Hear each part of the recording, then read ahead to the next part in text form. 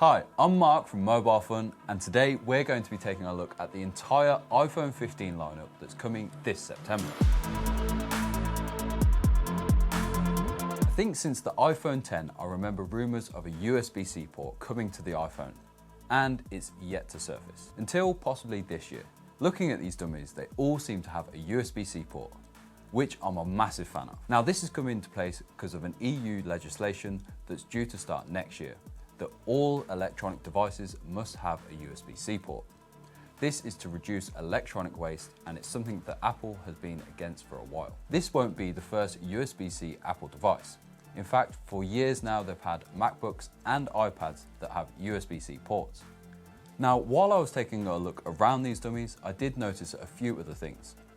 This seems to be the first year since the iPhone 12 that the cameras have remained the same as the previous generation. I compared these to my iPhone 14 Pro and there seem to be no differences.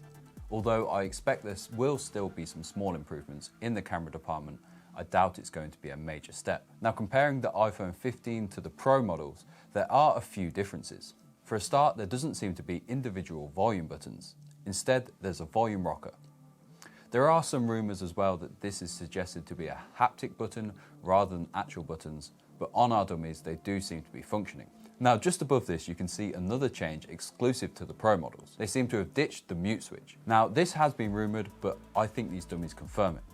There's going to be an action button here similar to what we saw on the Apple Watch Ultra last year.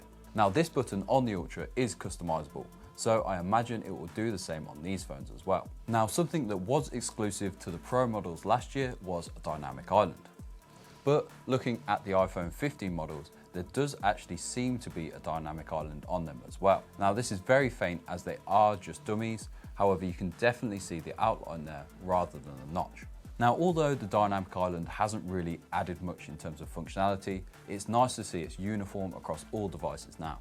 Now one thing that may have been confirmed by these dummies is that on the packaging for what we would call the iPhone Pro Max, it actually said 15 Ultra. This would also match their watch and also Samsung. Plus, there's rumours that it would also be available in titanium, which would also match the Apple Watch as well. This would make it one of the most luxurious devices made out of one of the toughest materials, titanium. This has always been a downside to the Pro Max models as they are always a little bit heavier than, say, the Plus models that are made out of aluminium. Now, other than that, there's not really much else changed. What I will say is if you haven't upgraded since, say, before the 12, they do feel pretty identical to last year. So that means they're fairly boxy, but very nice as well. They're sort of a glass sandwich in between either aluminium, stainless steel, or now titanium. They feel really good in the hands. However, let's be honest, you're going to put a case on it to protect it anyway. Now, at the end of a device cycle, we usually see this sort of thing.